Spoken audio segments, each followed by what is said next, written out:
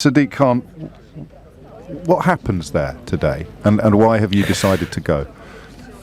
Well, firstly, I've been here before, but for those of your listeners who haven't, it's hard to explain. I'm currently speaking to you from Auschwitz-Birkenau, and this is a factory that was designed and built with the sole purpose of exterminating mainly Jewish people. As you said, more than 1.1 million people perished here, men, women and children, mainly Jewish people. And as I look around me, it's like any other factory you can imagine, with a big difference. There are chimneys, and it was designed to kill and did kill many, many people. And the reason why I'm here today is the 75th anniversary when this extermination camp was liberated. There are two Londoners who are here with me, Holocaust survivors. One of them, Renee, actually was in Auschwitz. Hannah, who Rachel spoke to in your earlier clip, was in another camp. And it's just a reminder, and we've got within living memory, by the way, of what went on.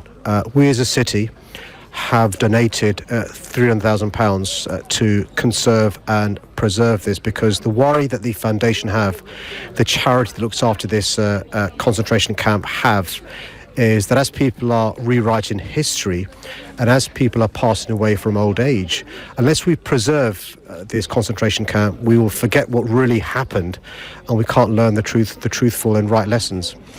World leaders, and as you mentioned, 120 Holocaust survivors there today to mark this anniversary. I'm interested in what you say about the Trust perhaps struggling to keep the flame burning. That's just due to the passage of time, or because, in your view... No, it's far more sinister than that, James. I mean, what we've got across Europe and around the world is people revising history and people rewriting history. In fact, the president of this country, Poland, Duda, is trying to rewrite history. He passed the law which states, firstly, the law was it's a criminal offence to associate Poland with the Holocaust, and then because of the international outcry, it was changed to a civil offence. So basically, if you associate Poland with the Holocaust, you're breaking the law. And across the world, we're seeing that. So one of the concerns those who are responsible for this concentration camp have is that it's possible to change the horror that exists here as I look around. And that's why it's so important. We've donated £300,000. We are going to be on a wall so Londoners can be proud of our role in preserving the history. But also I'm humbled that I'm the only leader of any city who's been invited along today at this commemoration event. And Londoners visit this concentration camp, school children in fact, to learn the history. And actually every year more than 1 million visitors come here to make sure they can see for themselves what happened within living memory. It's perhaps an odd question to ask you, but the historian Guy Walters has suggested this morning that we should also remember that the Holocaust was not just Germany's crime. I mean, regardless of the geography of the camps, he reminds us that other nations and peoples either willingly helped or did nothing. Understand that complicity, and you begin to understand how it happened.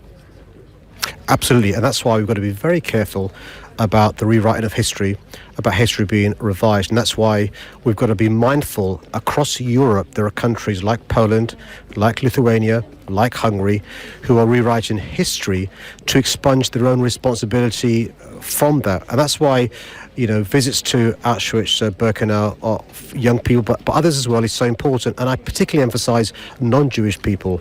The Jewish community have personally experienced the Holocaust, but for those of us who aren't Jewish, I think there's a bigger responsibility to come here and to study the history. And actually, I'd argue it's probably the oldest form of hatred known to mankind. But also, you know what?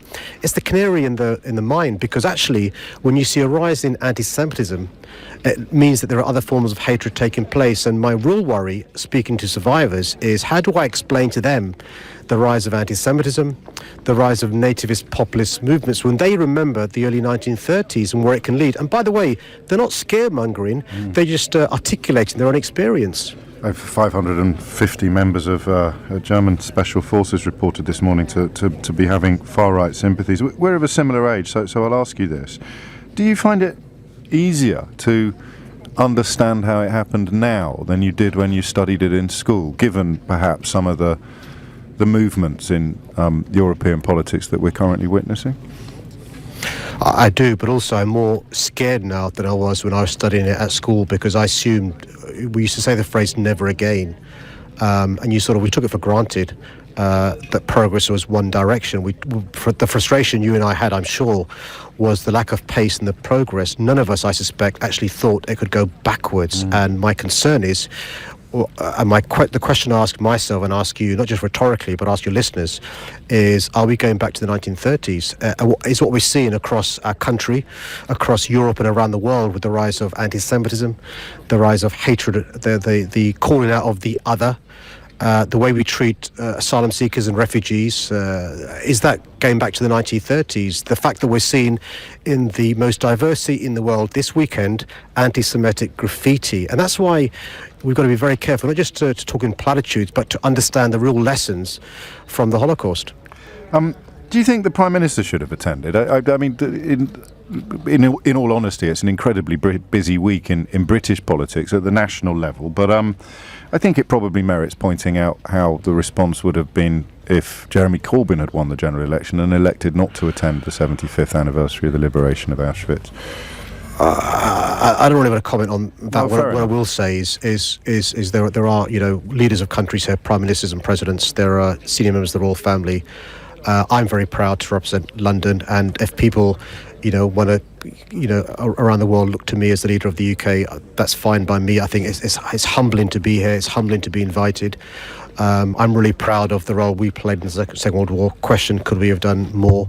I'm really proud that we've donated to the preservation and conservation of Auschwitz and Birkenau, but also I'm really proud that I'm trying to walk the walk and learn the right lessons from the Holocaust.